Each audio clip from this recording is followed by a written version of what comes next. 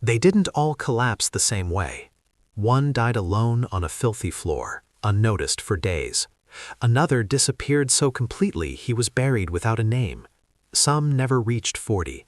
Others aged decades before their time. These were not random tragedies. They were patterns. Behind the glamour of Hollywood's golden age existed a system that didn't simply discover talent, it manufactured it, controlled it, and pushed it beyond human limits. The chemicals that destroyed these stars were not mistakes or personal indulgences. They were built into the job. Former studio insiders later revealed the truth. Amphetamines to keep actors awake through endless shooting days, sedatives to knock them out when exhaustion became inconvenient, pills to suppress hunger, pills to control weight, pills to silence emotion. This wasn't recreation, it was maintenance. The formula was efficient and cruel. Create icons, drug them to meet impossible expectations, discard them when addiction made them unreliable, then rewrite the narrative and blame the individual. The same industry that handed a teenager her first pills would later label her unstable for needing them. Careers vanished. Studios denied responsibility. Bodies were discovered too late. Hollywood supplied the drugs, then punished the consequences. These 7 stories expose how an industry built on fantasy quietly destroyed the people who made it real. Number 1. Judy Garland. Judy Garland was never given a choice. Long before the world saw her as the smiling girl from The Wizard of Oz, MGM had already decided her body belonged to the studio. At just 13 years old, she was placed on a strict chemical routine designed to keep her useful. Amphetamines were given to force her awake through punishing shooting days. When her body finally collapsed, barbiturates were used to shut it down. She was told the pills were harmless. Vitamins, they said, tools of the trade. Studio doctors monitored her weight, her appetite, her energy, even her moods, adjusting dosages as casually as changing a lighting setup. Judy did not experiment with drugs, she was trained on them. By the time she was 16, her nervous system no longer functioned without pharmaceutical control. As the years passed, the dependency deepened, but the studio's patience vanished. The same executives who had approved every prescription began calling her unstable. Missed calls and emotional breakdowns were treated as moral failures, not predictable consequences of years of chemical manipulation. When she became difficult to insure, MGM quietly cut her loose after more than a decade of control. Judy Garland died alone in a rented bathroom at 47 years old. Her body showed the damage of someone far older. Hollywood mourned her talent, celebrated her legacy, and erased its own role in creating the addiction that destroyed her. Number 2. Marilyn Monroe. Marilyn Monroe was the most desired woman in the world, yet she lived in constant chemical isolation. The image Hollywood sold was effortless beauty and playful confidence. The reality was a woman struggling to function without prescription drugs guiding every hour of her day. Insomnia, anxiety, and deep insecurity were not treated with care or stability. They were managed with pills. Doctors supplied Marilyn with barbiturates to sleep, sedatives to calm her nerves, and stimulants to get her back on set. Prescriptions overlapped, dosages escalated, and no one took responsibility for the growing dependency. She didn't take drugs to feel high. She took them to feel normal in an industry that never allowed rest. As her reliance increased, the system that had encouraged it began to panic. She arrived late. She missed calls. Her emotions became unpredictable. Studios stopped seeing a global icon and started seeing a liability. The narrative shifted quickly. Marilyn was labeled difficult, unstable, unreliable. The same pills that had kept productions moving were now evidence used against her. Behind closed doors, she was isolated, medicated, and increasingly alone. Friends noticed her confusion. Doctors contradicted one another. No one intervened with real help. Hollywood needed her image, not her survival. In 1962, Marilyn Monroe was found dead at 36 years old. Official reports spoke of an overdose. What history often ignores is that the dependency had been normalized for years. Hollywood didn't just watch her fall. It helped build the conditions that made the fall inevitable. Number 3. Montgomery Clift. Montgomery Clift was once considered the most beautiful and emotionally gifted actor of his generation. Sensitive, Intense and deeply private, he represented a new kind of Hollywood masculinity. That image shattered in 1956, the night his car wrapped around a telephone pole on a dark California road. Clift survived the crash, but the man who walked away was no longer the same. His face was permanently altered. His body was left in constant pain. Doctors responded with prescriptions, not caution. Painkillers were stacked on top of sedatives, mixed freely with alcohol, and adjusted without oversight. What began as legitimate medical treatment quickly became dependence. Clift followed instructions. Then he followed desperation. The physical pain was only part of the damage. Clift had built his identity on discipline, preparation, and control. After the accident, he struggled to remember lines. His hands shook, his speech sometimes slurred.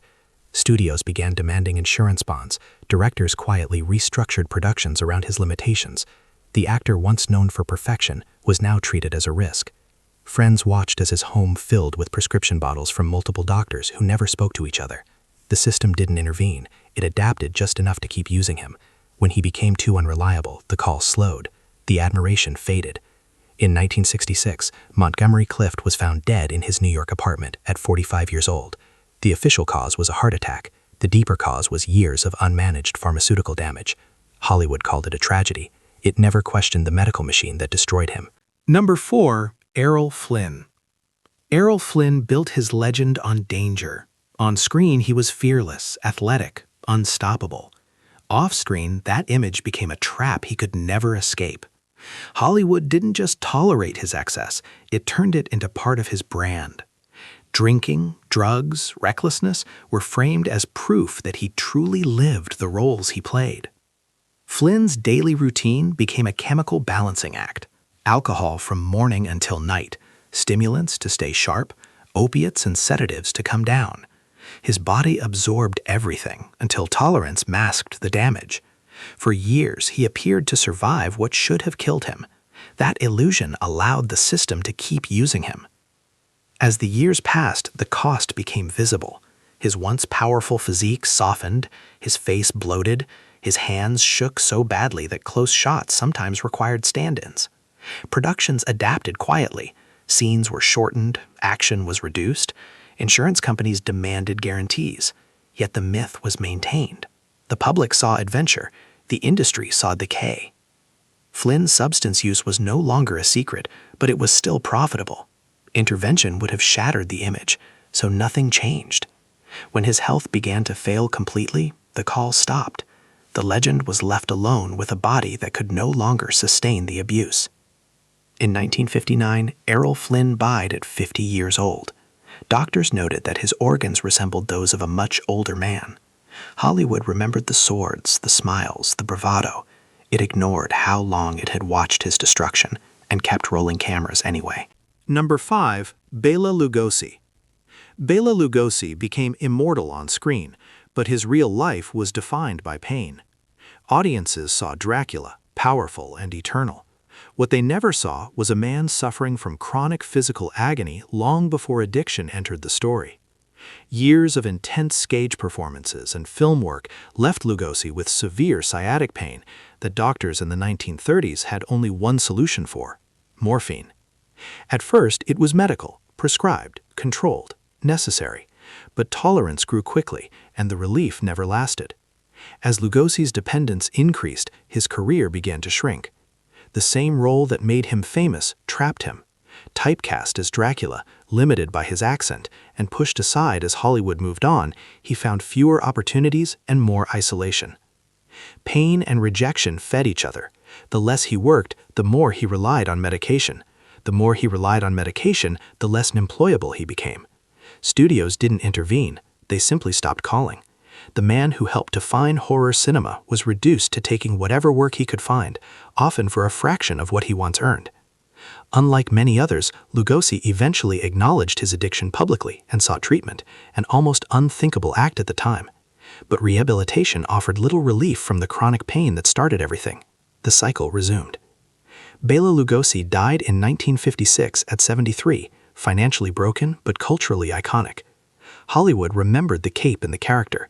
It ignored how easily legitimate medical treatment had turned into lifelong dependency, and how quickly it abandoned him when he was no longer useful. Number 6. John Drew Barrymore. John Drew Barrymore was born into Hollywood royalty. His father was one of the greatest actors of his generation. His family name carried instant recognition. But that legacy became a weight he never escaped. From the beginning, expectations crushed him faster than opportunity could save him. He showed real promise early on, but substance use quickly followed.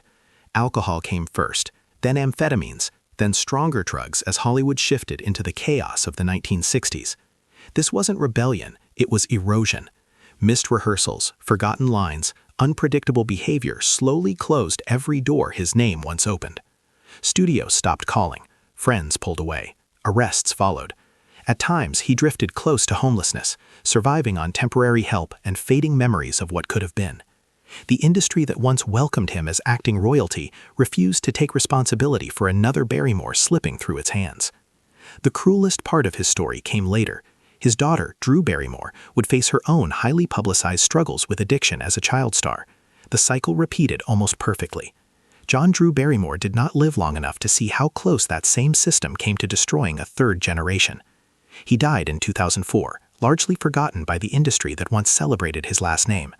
His story stands as proof that talent and legacy offer no protection when addiction is treated as a personal flaw instead of a predictable outcome. These were not reckless celebrities chasing excess. They were workers inside a machine that demanded perfection and offered chemicals instead of care.